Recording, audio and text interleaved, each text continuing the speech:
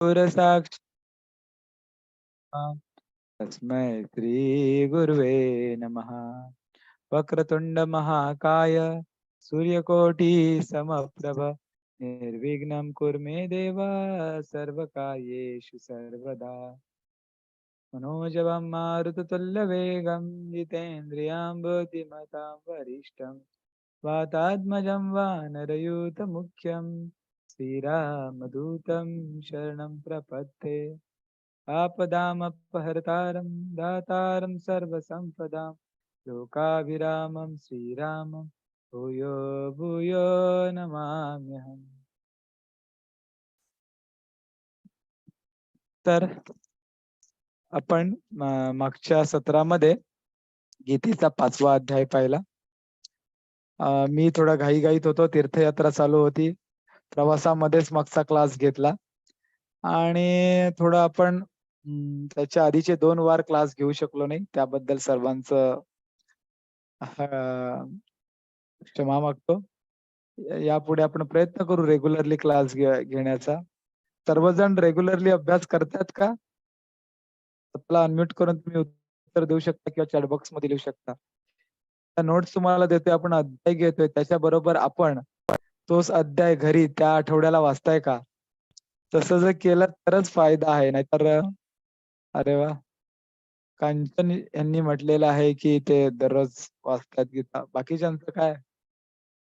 सगळ्यांनी गीतेचा अभ्यास करायला पाहिजे. या निमित्ताने तरी आपली गीता वाचून होणार आहे. नाहीतर गीता वाचूनच होत नाही. नाही का? सगळ्यांनी आपला हा अध्याय झाला का येणाऱ्या 2-3 दिवसामध्ये तो अध्याय गीता उघडून वाचण्याचा प्रयत्न करा. कारण आपण सर्व श्लोक या ठिकाणी घेत नाही आहोत. तर तुम्ही ते श्लोक आणि त्याचं भाषांतर आपल्या नोट्स सोबत वाचाल तर तुम्हाला अध्याय व्यवस्थित समजून येईल. आज आपण सुरू करूया गीतेचा 6वा अध्याय. याचं नाव आहे आत्मसंयम योग. आणि याच्यामध्ये पहिल्या 4 श्लोकांमध्ये निष्काम कर्मयोग आणि योगारूढ पुरुषाचे लक्षण सांगितलेले आहे. 11 ते 32 मध्ये ध्यान योगाचं वर्णन केलेलं आहे.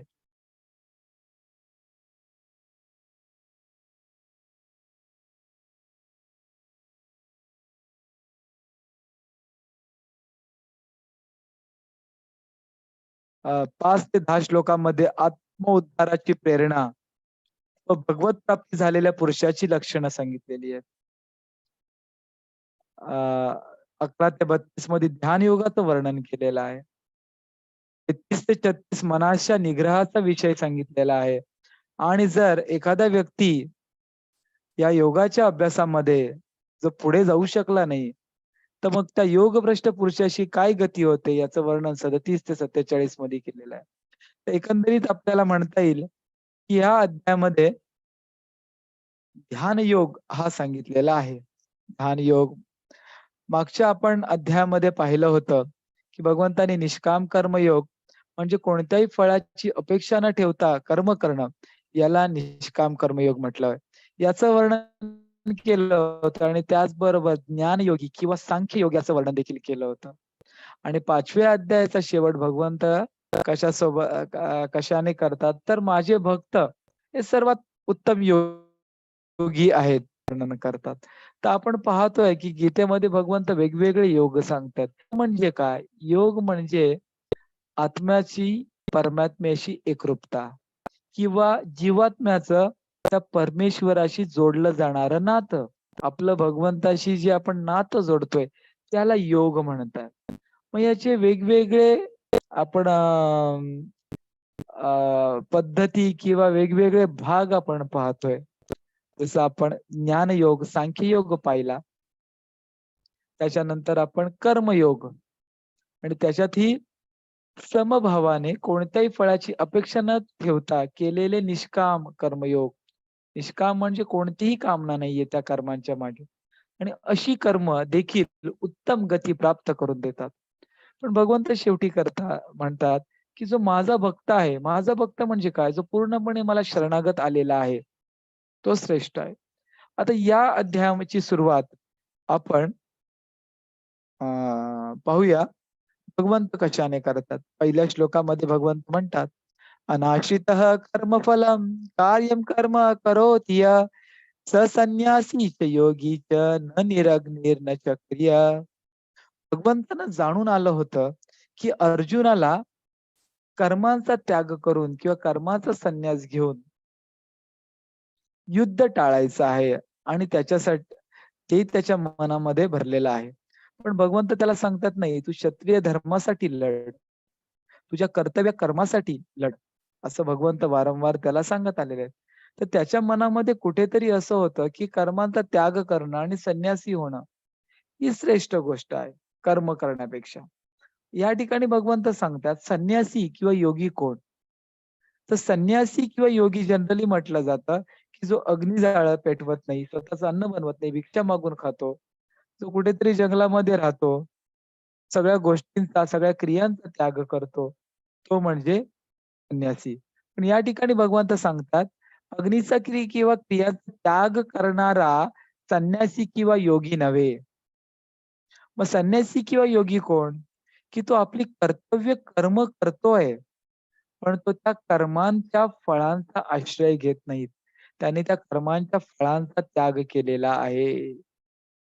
आपले प्रत्येक कर्म कोणत्याही प्रकारची अपेक्षा न ठेवता करतो आहे, असं भगवंत या ठिकाणी पहिल्या श्लोकात सांगतात. आणि दुसऱ्या श्लोकात सांगतात, संन्यास म्हणजेच योग. तर सगळं काही सोडणं आणि एका ठिकाणी बसणं म्हणजे संन्यास नाहीये. तर संन्यास म्हणजे योग, त्या भगवंताशी, त्या परमात्म्याशी आपलं कनेक्शन करणं आणि आपल्या भौतिक कामना, इच्छा, संकल्पनांचा त्याग करणं म्हणजे योग किंवा संन्यास आहे. तुम्ही सर्व काही गोष्टी सोडलेल्या आहेत, पण मनामध्ये अजूनही काही संकल्पना आहेत, भौतिक संकल्पना आहेत, अजूनही काही आसक्ती आहे, तर तो योगी किंवा संन्यासी होत नाही. पुढे आता ते सांगतात, की या योगारूढ म्हणजे या ठिकाणी ती योगारूढ या शब्दाची अ, आपल्याला ओळख करून देतात किंवा योगारूढ व्यक्तीबद्दल सांगतात. तर योगारूढ म्हणजे काय? या योगाच्या मार्गावर म्हणजे परमात्म्याच्या एकरूपतेच्या मार्गावर ज्यावेळेला एखादा व्यक्ती प्रवास करतोय, तो सर्व संकल्पनांचा त्याग करतोय. भोग कर्मांमध्ये त्याची आसक्ती राहिलेली नाहीये. अशा व्यक्तीला योगारूढ म्हणजे योगाच्या मार्गावर आरूढ होणारा, योग मार्गावर पुढे जाणारा व्यक्ती असं हे सांगतात. आणि मग हा योगारूढ व्यक्ती किंवा हा योगारूढ योगी अ, ज्यावेळेला निष्काम कर्मयोग करतो, तेव्हाच तो योगारूढ योगी होतोय. निष्काम कर्मयोग करत गेल्यावर त्याला योगाची प्राप्ती होते. तो योगाच्या मार्गावर पुढे जातो. बऱ्याच त्याच्या भौतिक संकल्पनांचा तो त्याग करतो आणि अशा प्रकारे अनासक्त होऊन तो योगारूढ योगी बनतो. असं हे 1 ते 4 या श्लोकांमध्ये सांगितलेलं आहे. आता 5 ते 10 श्लोकामध्ये भगवंत काय सांगताय? 5वा, 6वा आणि 10व्या श्लोकामध्ये भगवंत सांगतात, "अरे, आपण स्वतःचा उद्धार केला पाहिजे." आणि 7, 8 आणि 9 श्लोकामध्ये, की ज्याने या भगवत प्राप्ती केलेली आहे, त्या पुरुषाची लक्षणं काय आहेत? त्याचं वर्णन 7, 8 आणि 9 मध्ये केलेलं आहे.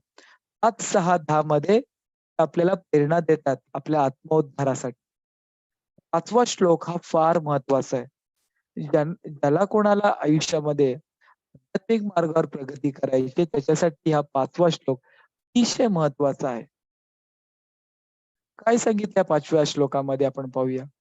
उद्धरेत आत्मनम आत्मानं न आत्मानं एव साधयेत. आत्मे एव ह्यात्मानो बंधुर आत्मेव रिपुरात्मना. की आपणच आपला उद्धार केला पाहिजे. आपण आपला उद्धार कसा करणार? ज्यावेळेला आपण आपल्या मनाला, इंद्रियांना वळण लावून आपण योगाच्या मार्गावर जाण्यासाठी प्रयत्न करतो, तेव्हाच आपणच आपल्या उद्धाराला कारणीभूत असतो. कोणी किती जरी आयुष्यामध्ये कोणाला किती मोठे सद्गुरू जरी लाभले, पण आपल्याला जर स्वतःला इच्छा नसेल आयुष्यामध्ये काय प्राप्त करण्याची, तर काहीही होऊ शकत नाही. म्हणून हा फार महत्वाचा श्लोक आहे. प्रत्येकाला इच्छा झाली पाहिजे, की मला माझ्या आयुष्याचं कल्याण करायचंय.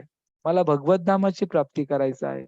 मला अध्यात्मशास्त्र समजून घ्यायची आहेत. तर आपणच आपल्या उद्धाराला कारणीभूत आहोत. बऱ्याच वेळा लोकं म्हणतात, "अरे भगवंताची इच्छा झाली, देवाची इच्छा झाली का यात्रेला जाऊ, देवाची इच्छा झाली का गीता वाचू." असं बरेच जण म्हणतात. असं काही नसतं. आपल्यालाच आपला उद्धार करायचा आहे. आणि मग आपल्याला ज्यावेळेला ती तळमळ लागेल आपल्या उद्धाराची, त्यावेळेला मग परमात्मा सर्वत्र जो पसरलेला आहे, तो वेगवेगळ्या रूपातून आपल्याला त्या मार्गावर पुढे जाण्यासाठी मदत करेल. 6व्या श्लोकामध्ये ते काय म्हणतात? "बंधुरात्म आत्मनं तस्य येनात्म एवात्मना जिता अनात्मनस्तु शत्रुत्वे वर्तितात्मैव शत्रुवत्." की ज्याने आपलं मन आणि इंद्रिय जिंकले आहे, तो स्वतःच स्वतःचा मित्र आहे. आणि ज्याचं मन ज्याने जिंकलेलं नाहीये, त्याचं मन तोच स्वतःचा शत्रू आहे. म्हणून मन आणि इंद्रियांना जाणणं, त्यांचा अभ्यास करणं, त्यांना शांत करणं, त्यांना नियंत्रणात आणून योग्य मार्गाने पुढे जाण्यास मार्गी लावणं, हे अतिशय महत्वाचं आहे. एकदा का मन आणि इंद्रियांना चुकीची वळणं लागली, का ते आपले शत्रू बनून आपल्याला अधोगतीकडे घेऊन जातात. म्हणून आपल्याला जर आपला उद्धार करायचा असेल, तर आपल्याला आपल्या मन आणि इंद्रियांना सर्वप्रथम जाणायला लागेल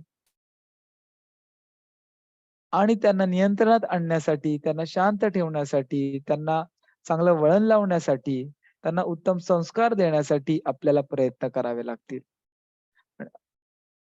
म्हणून हा देखील फार महत्वाचा श्लोक आहे. तर आता हे 5 आणि 6 मध्ये त्यांनी सांगितलंय, की अरे आत्मोद्धार करा, स्वतःचा उद्धार करा. तसंच 10व्या श्लोकामध्ये पण तेच सांगतात. योग्याने एकांतात बसून आत्म्याला परमात्म्यात लावावे. एकांत स्थळी बसलं पाहिजे. ज्यावेळेला आपण एकांत स्थळी शांत बसायला शिकतो, दीर्घ श्वसन करतो, ध्यान करतो, त्यावेळेला आपल्याला आपलं स्वतःचं आत्मपरीक्षण करता येतं. स्वतःला जाणता येतं आणि स्वतःच्या प्रगतीचे मार्ग ओळखता येतात. म्हणून समर्थ रामदास स्वामी देखील मनाच्या श्लोकामध्ये म्हणतात, "सदा सेवी अरण्य तारुण्य काळी, मिळेना कदा कल्पनेचे न मिळी." की माणसाने काहीतरी वेळ एकांतामध्ये घालवायला पाहिजे. आपण दिवसभर लोकांमध्ये राहतो. ह्याच्याशी बोल, त्याच्याशी बोल, फोनवर बोल. आपण शांतपणे बसून स्वतःला वेळच देत नाहीये. स्वतःला जाणतच नाहीयेत. आपण दुसऱ्यांना जाणण्यासाठी प्रयत्न करतो, मित्रांना जाणण्यासाठी प्रयत्न करतो. त्यांना मेसेज पाठवतो, त्यांच्याशी संपर्कात राहतो. पण आपण आपल्या स्वतःशी संपर्क करतो का? गीतेच्या दुसऱ्या अध्यायात सांगितलंय आपण शरीर नाही, आपण आत्मा आहोत. मग आपण आत्मा आहोत, मग त्या आत्म्याला जाणण्यासाठी आपण प्रयत्न केलाय का? त्याला पाहण्याचे तरी आपण प्रयत्न करतो का नाही? आणि त्याच्यासाठी आपण एकांतात बसलं पाहिजे. आपण आपल्या स्वतःच्याच उद्धाराचा विचार केला पाहिजे. आपल्या मनाला आणि इंद्रियाला शांत करण्यासाठी आपण प्रयत्न केले पाहिजेत. हे 5, 6 आणि 10व्या श्लोकामध्ये सांगितले. आणि हे ज्याला शक्य झालं आहे, हे ज्यांनी केलेलं आहे, त्याची लक्षणं 7, 8 आणि 9व्या श्लोकामध्ये सांगितलेले आहेत. कसं काय आहे तो व्यक्ती? 7व्या श्लोकात काय सांगितलेलं आहे पाहूया. जितात्मनः प्रशान्तस्य परमात्मा समाहितः शीतोष्ण सुख दुःखेषु तथा मानापमानयोः. जितात्मनः त्याने काय केलेलं आहे? आपलं मन जिंकलेलं आहे. त्याच्यानंतर त्याच्या अंतःकरणातील वृत्ती, लहरी शांत झालेल्या आहेत. म्हणजेच वेगवेगळ्या इच्छा येणं आणि त्या इच्छेनुसार कार्य करणं, त्या वृत्ती शांत झालेल्या आहेत. त्याच्यानंतर तो सुख आणि दुःखामध्ये समान आहे. मान आणि अपमानामध्ये देखील तो समान शांत राहतोय. असा हा भगवत प्राप्ती किंवा परमात्म्याशी एकरूप झालेला व्यक्ती आहे.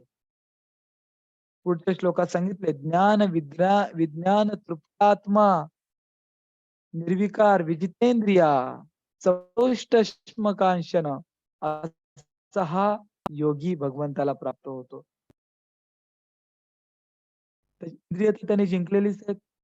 ज्ञान विज्ञानाने तृप्त झालेला आहे आणि त्याला धन, संपत्ती आणि इव्हन आपण माती म्हणूया, कशाचाही मोह राहिला नाही. सर्व गोष्टी त्याला समान वाटतायत.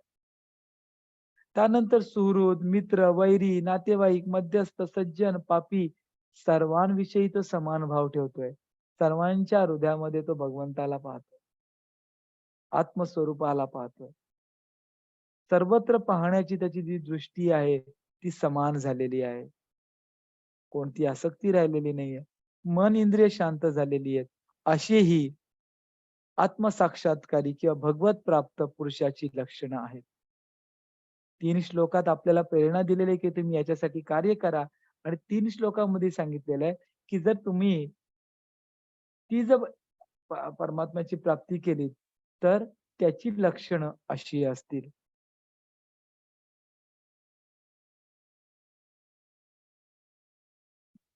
आता या ठिकाणी भगवंत अर्जुनाला ध्यान योगाचं वर्णन करतात. 11 ते 32 मध्ये. ध्यान योगाचं सविस्तर वर्णन. ध्यान करण्यासाठी आता ध्यान योग कसा करतात? तर ध्यान योग करण्यासाठी परमात्म्यावर मेडिटेशन करण्यासाठी, ध्यान आपलं केंद्रित करण्यासाठी सर्वप्रथम आपल्याला स्थिर आसन हवंय. त्या स्थिर आसनावर बसलं पाहिजे. आप आपणही दररोज आपली पूजा, आपली साधना करताना आपलं एक विशेष आसन असावं. त्या आसनावर इतर कोणीही बसू नये. आपल्या घरामध्ये एखादी वेगळी रूम असावी आपल्या साधनेसाठी. एखादी वेगळी रूम नसेल तर एखादा कोपरा तरी असावा, की जिथे बाहेरची व्यक्ती येत नाहीत. कारण त्यांची तरंग, त्यांची व्हायब्रेशन्स आपल्याला अफेक्ट करायला नको, ज्या ठिकाणी आपण साधना करतोय. आपलं एक स्वतंत्र आसन असलं पाहिजे. आसनावर बसून मन, इंद्रिय, क्रिया ताब्यात ठेवून मन एकाग्र करण्याचा अभ्यास केला पाहिजे. ध्यान योगामध्ये. आपणही आपल्या साधनेमध्ये काय करायला हवंय. शरीर स्थिर ठेवून दृष्टी एकाग्र करणं, हा ह्याचाच एक भाग आहे. ब्रह्मचर्याचं पालन करणं, निर्भयता, शांत अंतःकरण, मन आवरून माझ्यावर म्हणजे भगवंतांवर लावणे, हे त्याच मार्गाचे एक वेगवेगळे टप्पे आहेत. आणि ज्यावेळेला एखादा जीवात्मा परमेश्वराच्या स्वरूपामध्ये एकरूप होतो, त्यावेळेला त्याला परमानंदाची पराकाष्ठ शांती प्राप्त होते, असे या ठिकाणी सांगितलंय. पण या मार्गावर जाण्यासाठी काही यम आणि नियम आहेत. काही गोष्टी आपण पालन केल्या पाहिजेत. काही गोष्टी आपल्याला त्याग करायला पाहिजेत, सोडायला पाहिजेत. अशा महत्त्वाच्या गोष्टी कोणत्या-कोणत्या आहेत? आपण पाहूया. या 16व्या श्लोकामध्ये एक छान आपल्याला मार्गदर्शन भगवंतांनी केलेलं आहे, जे आपण रोजच्या जीवनामध्ये आपण घेऊ शकतो.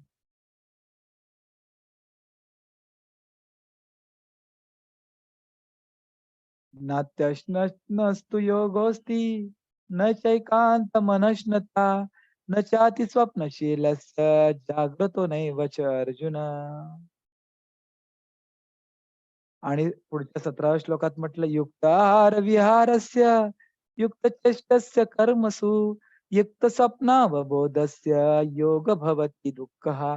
जर आपल्याला योगाच्या मार्गावर या ध्यान योगाच्या मार्गावर किंवा इव्हन आपल्याला भक्ती मार्ग करतोय, आपली जी पण साधना करतोय, या मार्गावर जर आपल्याला जायचं असेल, आपला आहार नियंत्रणामध्ये पाहिजे. जसं आपलं अन्न असेल तसं आपलं मन बनतं. आपल्या अन्नामध्ये मांसाहार असेल तर आपला उग्र स्वभाव होईल. आपण कधीच शांतता आपल्याला प्राप्त होणार नाही. तिखट, तेलकट, बाहेरचं खाल्लेलं अन्न, या या प्रत्येक गोष्टी आपल्याला अफेक्ट करतात. बनवणाऱ्याची भावना, जेवण वाढणाऱ्याची भावना, प्रत्येक गोष्टी जर तुम्ही भ्रष्टाचाराच्या पैशाने विकत घेतलेलं अन्न असेल, तरी पण ते आपल्या भावनेला, आपल्या कॉन्शियसनेसला अफेक्ट करणार. मग आहार योग्य पाहिजे. सात्विक अन्न घेतलं पाहिजे आपण. त्याच्यानंतर विहार पण आपला योग्य पाहिजे. आपली निद्रा. योग्य झोप घेतली पाहिजे. रात्री लवकर झोपून सकाळी लवकर उठलं पाहिजे. योग्य झोप झाली पाहिजे. अति झोपणं पण चुकीचं आहे आणि कमी झोपणं झोपणं देखील चुकीचं आहे. आपली निद्रा देखील आपली संयमित पाहिजे. आणि ज्यावेळेला आपला आहार, विहार या गोष्टी आपल्या नियंत्रणात येतात, त्यावेळेलाच तो व्यक्ती योग साध्य करण्यासाठी तयार होतो, असं या ठिकाणी सांगितलेलं आहे. म्हणजे योगाच्या मार्गावर जाऊन आत्म्याला परमात्म्याशी जर एकरूप करायचं असेल, ध्यान योग करायचा असेल, तर आपल्याला ह्या गोष्टीचं पालन करावं लागेल.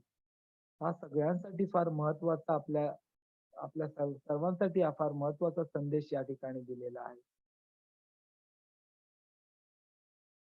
18व्या श्लोकामध्ये योगयुक्त पुरुष जो चित्त परमात्म्यामध्ये स्थिर करतो, त्याची भोगांची इच्छा नाहीशी होते, असं सांगितलेलं आहे.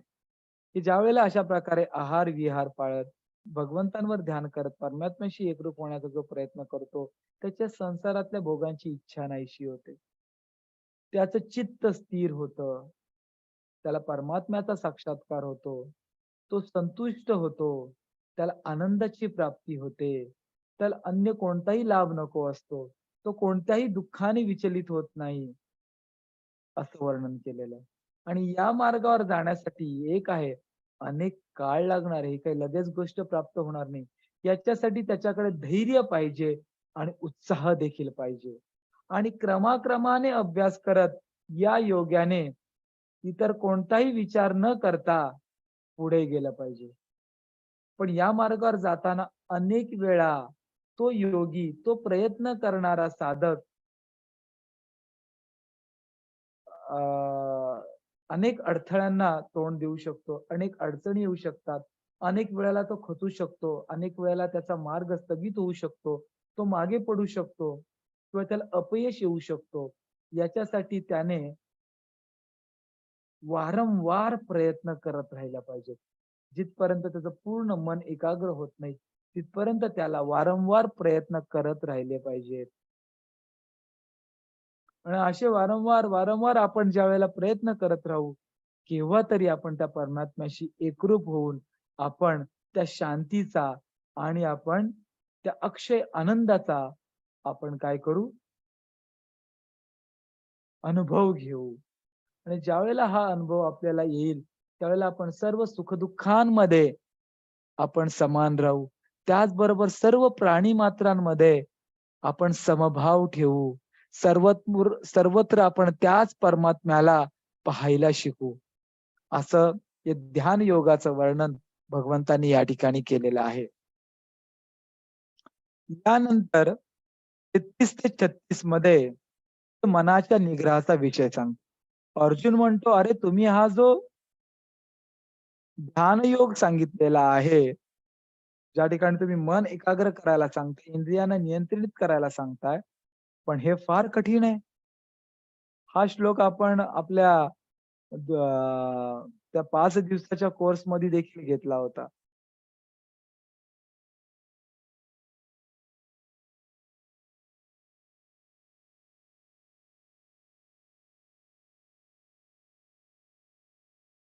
अर्जुन म्हणतो, "योऽयं योगस्त्वया प्रोक्त साम्येन मधुसूदना, एतस्याहं न पश्यामि चंचलत्वा स्थितीं स्थिराम."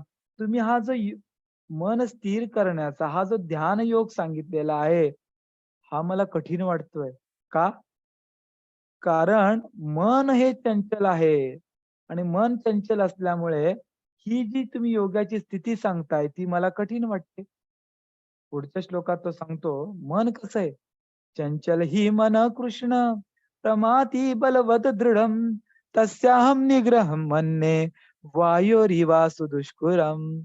हा मन खूप चंचल आहे, दृढ आहे, बलवान आहे आणि याला नियंत्रणात करणं म्हणजे वायूला नियंत्रणात करण्यासारखं आहे. जसं आपण वाऱ्याला नियंत्रणात करू शकत नाही, तसं मनाला देखील नियंत्रणात करू शकत नाही.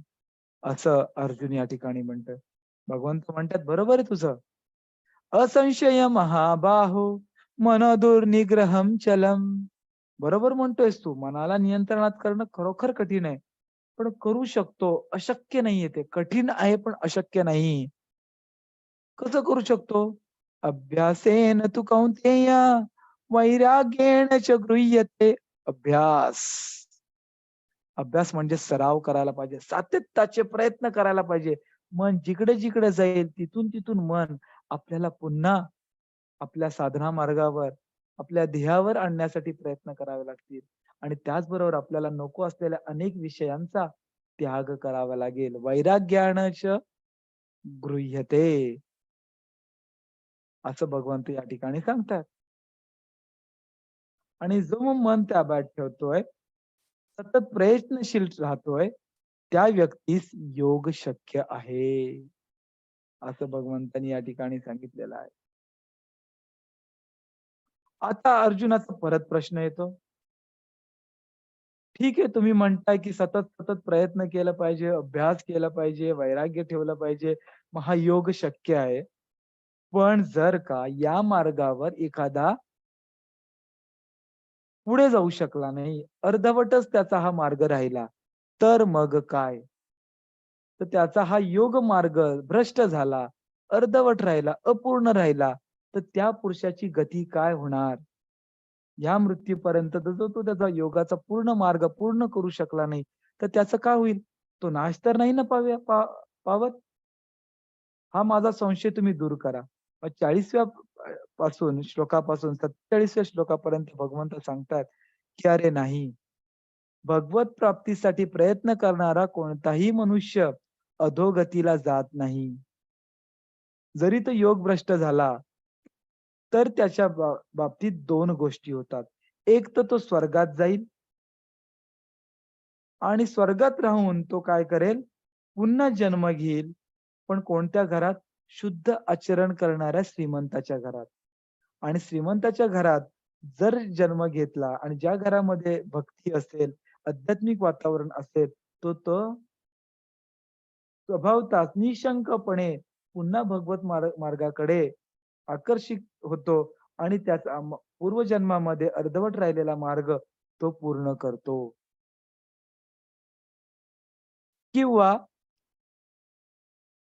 असा वैराग्यशील पुरुष योग्यांच्या कुळात जन्म घेतो आणि पूर्वदेहातील बुद्धियोग त्याला अनायासे प्राप्त होतो आणि तो पुन्हा योगाभ्यास सुरू करतो. सर्व पापांतून मुक्त होऊन तो परमगतीला प्राप्त होतो. असं भगवंतांनी या 2 गोष्टी सांगितल्यात. एक तर तो स्वर्गात जाऊन श्रीमंत घरात जन्म घेईल किंवा तो योग्यांच्या कुळात जन्म घेऊन आपला अर्धवट राहिलेला योगाभ्यास पूर्ण करेल. म्हणून मग ते 46 आणि 47व्या श्लोकामध्ये अर्जुनाला सांगतात, "अर्जुना तू योगी हो, तपस्वी हो, शास्त्रज्ञानी हो, सकाम कर्म करणारा यांपेक्षाही निष्काम कर्मयोगी सर्वश्रेष्ठ योगी हो. तू योगी हो अर्जुना." मग ह्या योग्यांमध्ये, ह्या सर्व प्रकारच्या योग्यांमध्ये सर्वश्रेष्ठ योगी कोण आहे? तर 47व्या श्लोकामध्ये भगवंत सांगतात, की जो प्रेमाने, श्रद्धापूर्वक माझं भजन करतो, माझं स्मरण करतो, जो माझा भक्त झालेला आहे, तो सदैव माझं चिंतन करतो, तो सर्वश्रेष्ठ योगी होय. या ठिकाणी भगवंत त्यांच्या भक्तीचं किंवा भक्ताचं वर्णन करतात. आणि आता 7व्या श्लोकापासून पुढे 12व्या श्लोकापर्यंत आपण 7व्या अध्यायापासून 12व्या अध्यायापर्यंत आपण पाहू, भगवंत भक्ती योगाचं वर्णन करतील.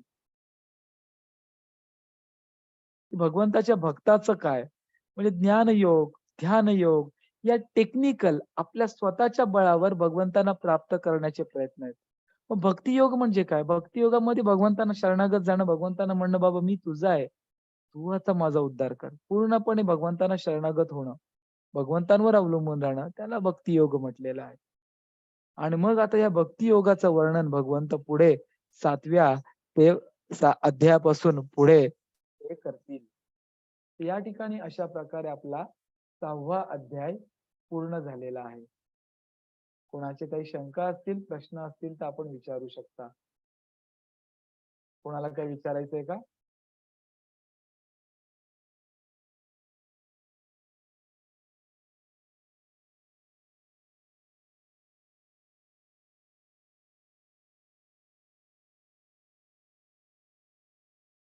जर कोणाचे काहीच शंका, प्रश्न नसतील तर आपण पुढचा अध्याय आपण सुरू करूया.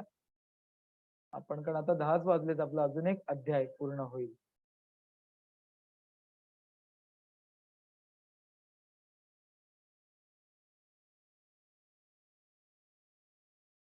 कोणाची काही शंका प्रश्न नाहीये. सगळ्यांच्या लक्षात येतंय का? चॅट बॉक्स वर जरा मेसेज तर टाका, म्हणजे माझ्या लक्षात येईल सगळेजण आहेत, जागृत आहेत क्लासमध्ये.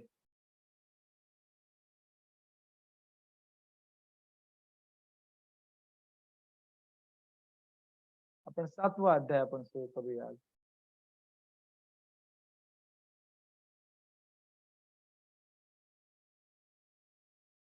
सातव्या अध्यायाचं नाव आहे ज्ञान विज्ञान योग. या अध्यायामध्ये भगवंत 1 ते 7 श्लोकामध्ये विज्ञानासह ज्ञानाचा विषय मांडतात. 8 ते 12 मध्ये सर्व पदार्थात कारण रूपाने भगवंत कसे व्यापलेले आहेत त्याचं वर्णन करतात. 13 ते 29 मध्ये असुरी स्वभाव असणाऱ्या लोकांची ते निंदा करतात आणि भगवंताची भक्ती करणाऱ्या त्यांच्या भक्तांची ते प्रशंसा करतात. 20 ते 23 मध्ये इतर देवतांच्या उपासनेचा विषय ते मांडतात. आणि या अध्यायाच्या शेवटी 24 ते 30 श्लोकामध्ये भगवंतांचा प्रभाव आणि त्यांचे स्वरूप न जाणणाऱ्यांची ते निंदा करतात. तसेच भगवंतांना जाणणाऱ्या भक्तांचा महिमा या ठिकाणी ते सांगतात. असा हा 7वा अध्याय आहे. आपण सुरू करूया. अथ 7मोऽध्यायः श्री भगवान उवाच मय्यासक्त मना पार्थ योगयुञ्जन् मदाश्रय असंशयं समग्रं मा यथा ज्ञास्यसि तथा शृणु. भगवंत या ठिकाणी म्हणतात, अशा प्रकारे माझ्यावर अनन्य प्रेम करणं, माझ्यावर मन पूर्णपणे आसक्त करणं, माझाच आश्रय घेऊन माझं स्वरूप कसं जाणशील याचं वर्णन आता मी तुला या ठिकाणी सांगणार आहे. ते ज्ञान आता मी तुला सांगणार आहे. मी विज्ञानासह तत्वज्ञान संपूर्ण तुला आता सांगेल. जो भगवत स्वरूपात तत्वतच जाणणार आहे असा व्यक्ती विरळाच आहे, भगवंत या ठिकाणी म्हणतात. मनुष्याणाम सहस्रेषु कश्चित् तति सिद्धये यततामपि सिद्धानाम कश्चिन्माप्येति तत्वता. हजारो लोकांमध्ये एखादा व्यक्ती प्रयत्न करतो भगवत भक्तीच्या मार्गावर पुढे जाण्याचा, आणि असे प्रयत्न करणाऱ्या हजारो योग्यांमध्ये एखादा व्यक्ती भगवंतांना, परमात्म्याला तत्वता पूर्णपणे जाणतो, असं ते या ठिकाणी सांगत आहे. आता ते 4व्या श्लोकापासून त्यांच्या प्रकृतीचं वर्णन करतात. ही जी प्रकृती बनवलेली आहे भगवंतांनी, ही अष्टदा प्रकृती आहे. पंचमहाभूतांनी आणि मन बुद्धी अहंकारांनी बनलेली ही प्रकृती आहे. तिलाच अष्टदा प्रकृती म्हणतात. या अष्टदा प्रकृतीला आपण दोन भाग आहे त्याची. एक अपरा म्हणजे अचेतन प्रकृती, म्हणजे ज्याने जड पदार्थ बनलेले आहेत, आणि परा प्रकृती म्हणजे ज्याच्या जीवरूप सचेतन प्रकृती जी जगाला धारण करते. ही अष्टदातली अपरा प्रकृती कशाने बनलेली? पंचमहाभूतांनी बनलेली आहे. त्याच्यात मन बुद्धी अहंकार आलं, अष्टदा प्रकृती. आणि पराप्रकृती म्हणजे काय आहे? याच्यामध्ये जीव सचेतन जी जगाला धारण करते, याच्यामध्ये जी जीव जिवंतपणा टाकते, त्याला परा. म्हणजे अष्टदा प्रकृतीची 2 रूप सांगितलेली, अपरा अचेतन प्रकृती आणि परा म्हणजे जीवरूप प्रकृती सांगितलेली. परा अपरा प्रकृती सर्व भूतमात्र, या दोन्ही प्रकृती मिळून सर्व भूतमात्रांची निर्मिती होते. आपलं शरीर जड आहे आणि त्याच्यामध्ये काय जीव आहे, म्हणजेच परा प्रकृती आहे. शरीर अपरा असेल पण त्याच्यामधलं जिवंतपणा ही जीवरूप परा प्रकृती आहे, असं भगवंत सांगतात. आणि या सर्व जगाचं मूळ कारण कोण आहे? तर मी आहे, म्हणजे भगवंत म्हणतात. मी परम कारण आहे, माझ्यामध्ये संपूर्ण जग ओवलेलं आहे. कसं? जसं दोऱ्यामध्ये मणी गुंफले जातात, आपल्याला बाहेरून मणी दिसतात पण आपल्याला दोरा दिसत नाही. तसंच या जगाच्या मागे कोण आहे? भगवंत आहेत, परमात्मा. पण तो परमात्मा आपल्याला दिसत नाही.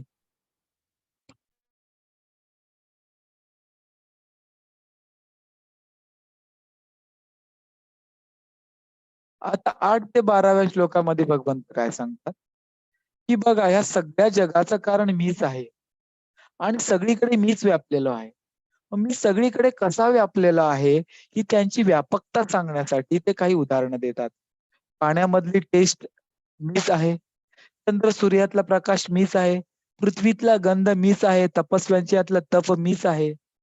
सर्व भूतांचे कारण मीच आहे. बुद्धिमानांची बुद्धी पण माझ्याद्वारेच त्यांना प्राप्त होते.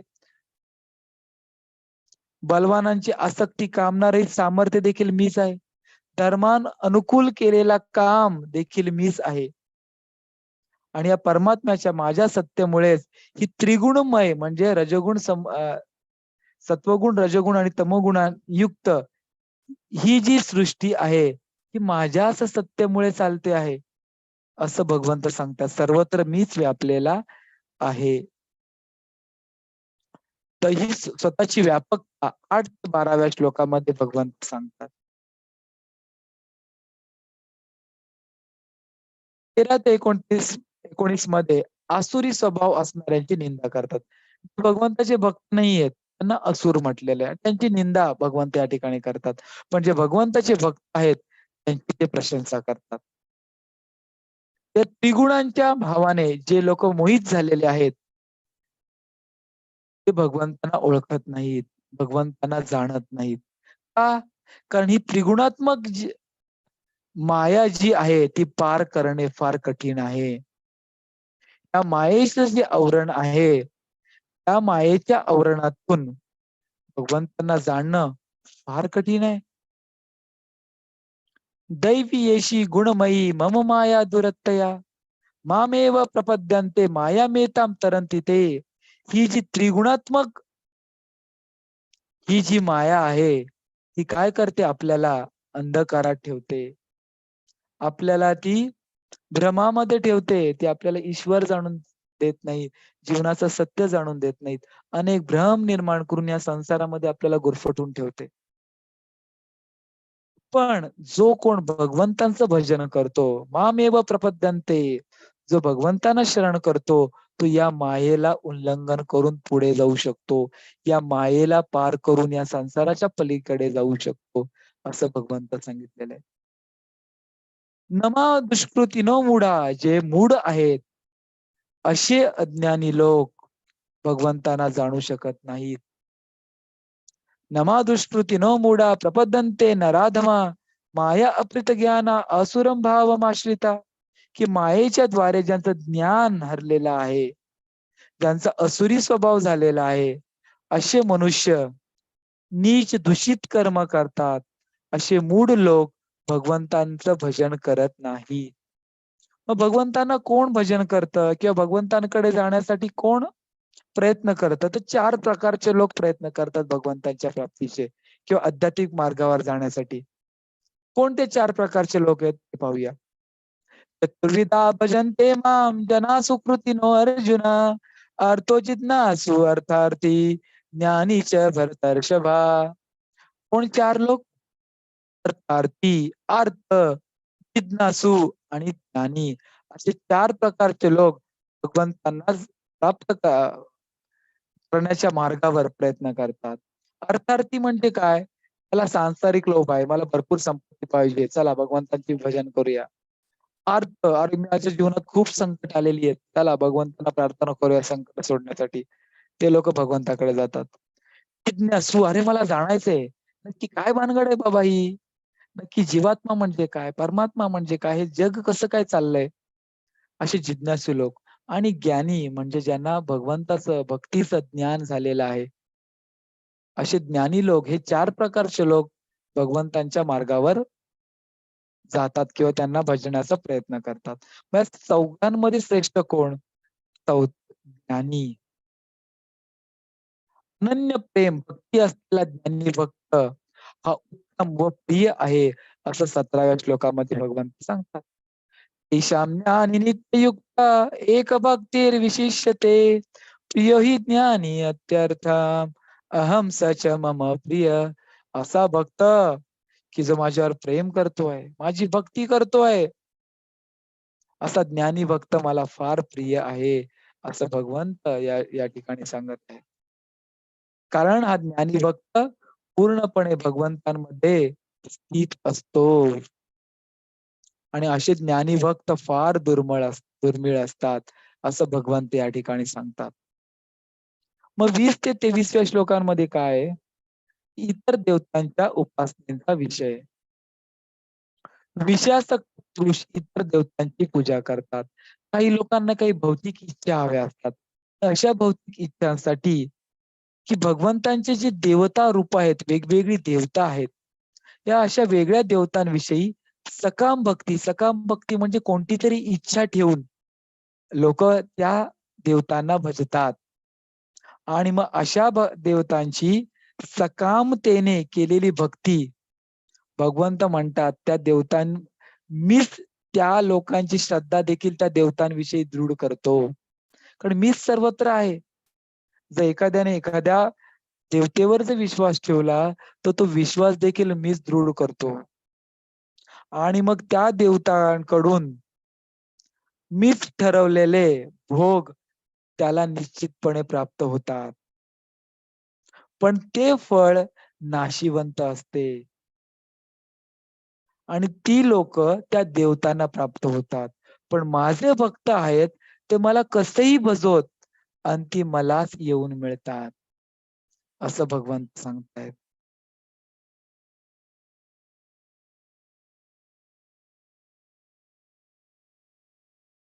अब 24 ते 30 मध्ये भगवंत त्यांचा प्रभाव आणि स्वरूप न जाणणाऱ्यांची निंदा करतात आणि त्यांचा प्रभाव आणि स्वरूप जाणणाऱ्यांचा महिमा सांगतात. ते मूढ मूर्ख लोक परमेश्वराला किंवा परमात्म्याला साधारण मनुष्य समजतात. कारण भगवंत योगमायेने झाकलेला आहे. भगवंत सर्वांना जाणतात. पण ज्याच्यामध्ये श्रद्धा आणि भक्ती नाहीये, भगवंतांना जाणू शकत नाही.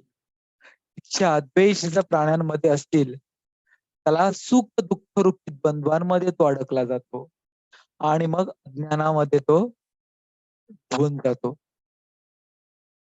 पण त्यांचे पाप नष्ट झालेले आहेत, असे निष्काम भक्त प्रीती आणि द्वेषाच्या पलीकडे जातात.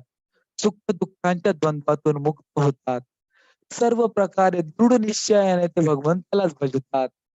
भगवंताला शरण येतात. ते ब्रह्म ते ब्रह्म जाणतात, संपूर्ण अध्यात्म जाणतात, संपूर्ण कर्म जाणतात. परमात्म्याशी ते युक्त होतात आणि अशा प्रकारे भक्ती करणारे, योग साधणारे भक्त अंतकाळी भगवंतांचं स्मरण करतात, भगवंतांना जाणतात आणि मृत्यूनंतर भगवंतांनाच जाऊन मिळतात. त्या परमात्म्यालाच प्राप्त करतात. असं या ठिकाणी भगवंतांनी सांगितलेलं आहे. जे मूढ आहेत, ते भगवंतांचा प्रभाव, स्वरूप जाणू शकत नाहीत, कारण ते योगमायेने झाकलेले आहेत. पण जे कोण भक्ती मार्गावर आहेत, ते गीतेचं वाचन करतात, शास्त्रांचं अध्ययन करतात, जप, साधना, ध्यानयोग करतात, वेगवेगळ्या प्रकारे भगवंतांना जाणण्याचा प्रयत्न करतात. ते अंतकाळी भगवंतांना जाऊन प्राप्त होतात, असं या ठिकाणी सांगितलेलं आहे. अशा प्रकारे आज आपण 6 आणि 7 2 अध्याय पूर्ण केले. जर कोणाचे काही प्रश्न असतील, आपण या ठिकाणी घेऊया. कोणाला काही प्रश्न आहेत का? कोणाला काही विचारायचं आहे? कोणता भाग समजला नाहीये किंवा आपण जलद गेलोय असं कोणाला वाटतंय का? कोणाच्या काय प्रतिक्रिया असतील तर तुम्ही चॅट बॉक्समध्ये टाकू शकताय.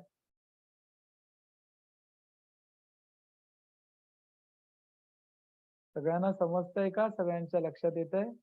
आपण गीतेचा थोडक्यात अध्यायानुसार सार घेतोय किंवा तो अध्यायामध्ये कसं अर्जुन आणि कृष्णांचा आपण मराठीमध्ये संवाद पाहतो. तुम्ही घरी अभ्यास करताना संस्कृत श्लोक आणि त्याचं भाषांतर वाचू शकता.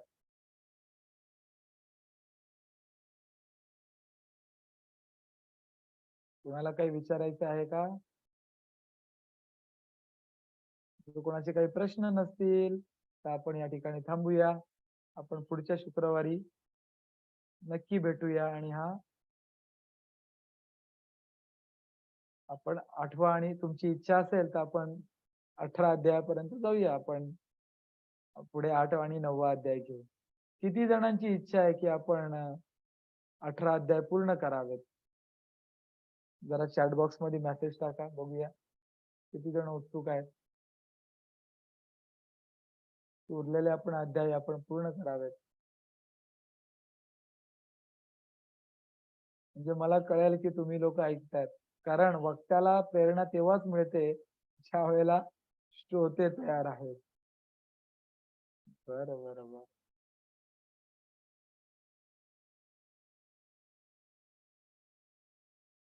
तर कोणाची काही प्रश्न शंका असतील तर चॅट बॉक्सला तुम्ही विचारू शकता, किंवा तुम्ही आपला ग्रुप आहे बनवलेलाच आहे आपण, तिकडेही काही तुम्ही तुमचे संदेश टाकू शकताय.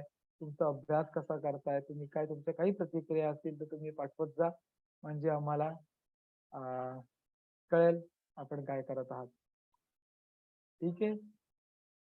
सर्वांच्या मंगलमय जीवनासाठी प्रार्थना करतो. सर्वांनी असाच गीतेचा अभ्यास करून आपल्या जीवनाला सफल बनवावे अशी प्रार्थना करतो आणि आज आपण इकडे थांबूया. धन्यवाद.